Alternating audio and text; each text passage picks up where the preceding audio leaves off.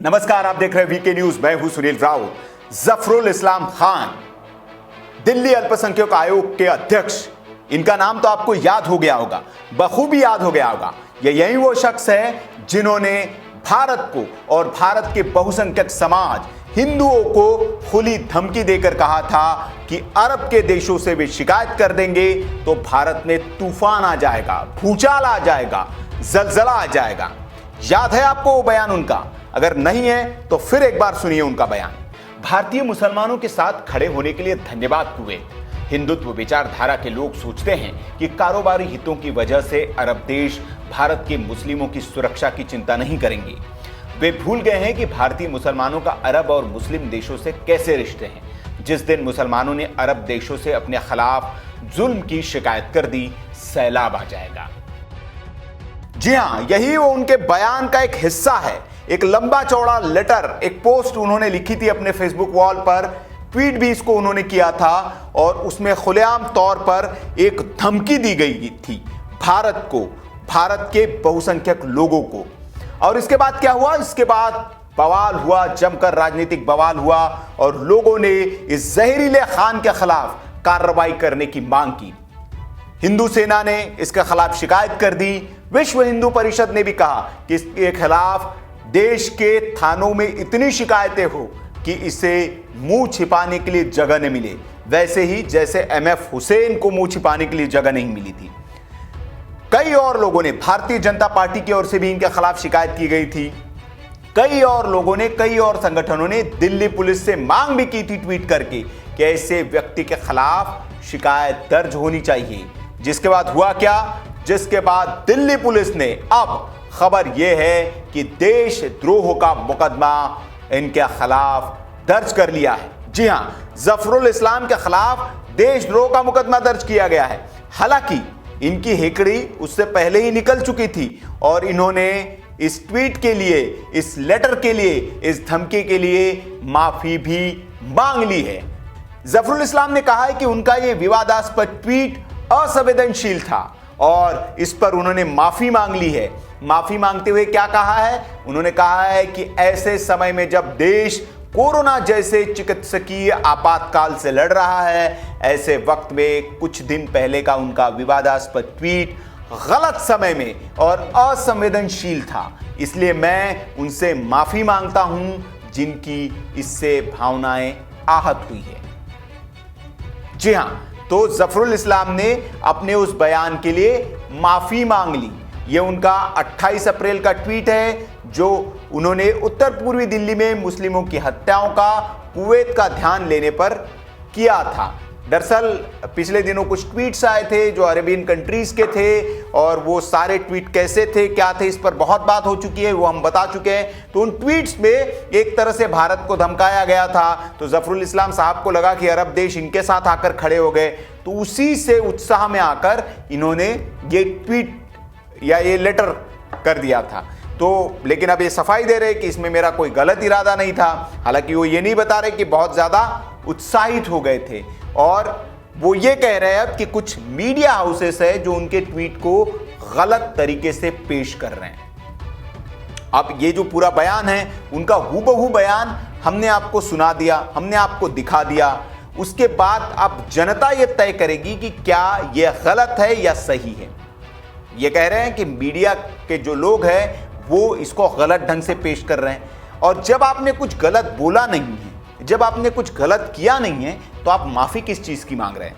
यह हमारा जफरुल इस्लाम से सवाल है कि अगर आपने गलत नहीं किया है, अगर मीडिया उसको गलत तरीके से पेश कर रहा है, तो आप माफी क्यों मांग रहे हैं? आपको माफी मांगने की जरूरत नहीं है क्योंकि आपने तो गलत कहा नहीं है। और अगर ये मामला अदालत में जाता है, पुलिस के पास जाता है, तो आप इसी अपने तर्क पर, इसी तथ्य पर रहकर कि आपने गलत नहीं किया, आप बाकी से लोगों को झुठला सकते हैं। लेकिन चूंकि आपने गलत किया है, आपको पता है और ये आपने इंटेंशनली किया है, लेकिन आपको लगा था कि हर बार की तरह, जैसे हर बार होता है, उस बार की तरह लोग डर जाएंगे और मामला ठंडे बस्ते में चला जाएगा, लेकिन ऐसा नहीं हुआ। और हुआ क्या कि दिल्ली पुलिस के पास कई लोगों ने इसकी शिकायत की। कई राजनीतिक दलों की ओर से, सामाजिक संगठनों की ओर से, वकीलों की ओर से इसको लेकर शिकायत की गई। बहुसंख्यक समाज से जुड़े जो संगठन थे उन्होंने शिकायत की और उसके बाद क्या हुआ? पुलिस को इनके खिलाफ कार्रवाई करनी पड़ी। और कार्रवाई क्या की गई? अब इनके खिलाफ राजद्रोह और नफरत फैलाने के आरोप में मामला दर्ज किया गया है।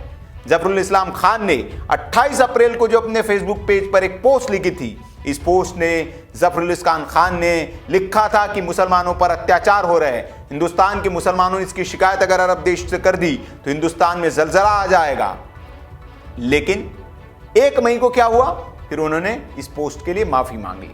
लेकिन अब दिल्ली पुलिस की स्पेशल सेल ने एक शिकायत के आधार पर दिल्ली अल्पसंख्यक आयोग के अध्यक्ष जफरुल इस्लाम खान के खिलाफ धारा 124A, आईपीसी की धारा 124A और 153A के तहत मुकदमा दर्ज कर लिया है।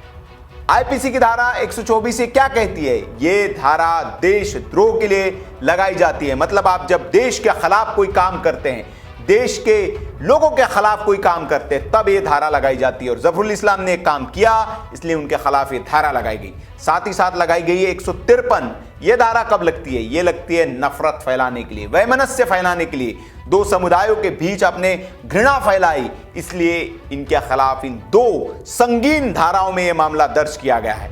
और अब जाहिर है कि इनकी गिरफ्तारी भी होगी, इनकी गिरफ्तारी की जाएगी और यह मामला इनके ऊपर चलेगा और यह मामला अंजाम तक पहुंचेगा। लेकिन इन सब के बीच एक बड़ा सवाल जो अभी भी बना हुआ है वो ये है कि ऐसे देशद्रोह के आरोपी को सीएम, दिल्ली के सीएम अरविंद केजरीवाल ने अभी तक अल्पसंख्यक आयोग का अध्यक्ष इनको कैसे बनाए रखा गया है? ये कैसे इस पद पर रह सकते जो एक देश के बहुसंख्यक समाज को धमकाते हैं? बहुसंख्यक समाज छोड़ दिए, देश को धमकी देते हैं कि अरब के लोगों को शिकायत कर देंगे तो वो इस देश में जलजला ले आएंगे।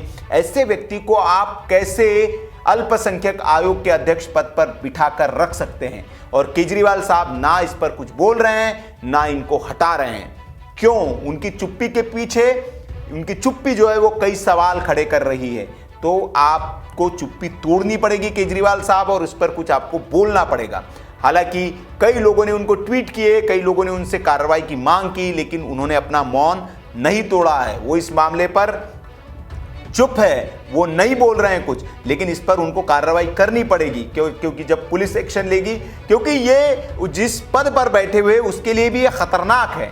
क्योंकि अल्पसंख्यक जो आयोग है उसमें इस देश के जैन लोग भी आते हैं जो अल्पसंख्यक है, इस देश के ईसाई लोग भी आते हैं, इस देश के बौद्ध लोग भी आते हैं, माफ करिएगा, इस देश के सिख लोग भी आते हैं जो अल्पसंख्यक है। तो उस आयोग का अध्यक्ष ऐसा व्यक्ति कैसे बना रह सकता है जो इतनी घृणा से सना हुआ हो, इतनी घृणा से भरा हुआ हो और उसके मन में इतना ज्यादा जहर भरा हुआ हो? तो केजरीवाल साहब को इस बात का जवाब तो देना पड़ेगा और इन पर कार्रवाई करनी पड़ेगी, क्योंकि दिल्ली पुलिस ने भी देर सवेर जब बहुत शिकायतें उनके पास पहुंचने लगी तो आखिरकार उन्होंने कार्रवाई की और इन पर देशद्रोह के खिलाफ मुकदमा दर्ज हो चुका है, जिनका हिसाब भी होगा, सुनवाई चलेगी और इनको सजा मिलेगी। और ये नसीहत बनेगी कि आने वाले दिनों में ताकि भारत को इस तरह की धमकी देने की कोई हिम्मत न जुटा पाए। तो ये रही सारी खबर पर आपकी क्या राय है कमेंट बॉक्स में आप हमें बता सकते हैं। वीडियो अच्छा लगा हो तो लाइक और शेयर जरूर करें और ऐसी खबरों के लिए आप हमारे चैनल को सब्सक्राइब कर लीजिए, बेल आइकन भी दबा दीजिए ताकि वीडियोस के नोटिफिकेशन आपको मिलते रहे। वीडियो देखने के लिए आपका बहुत बहुत आभार। जय हिंद, वंदे मातरम।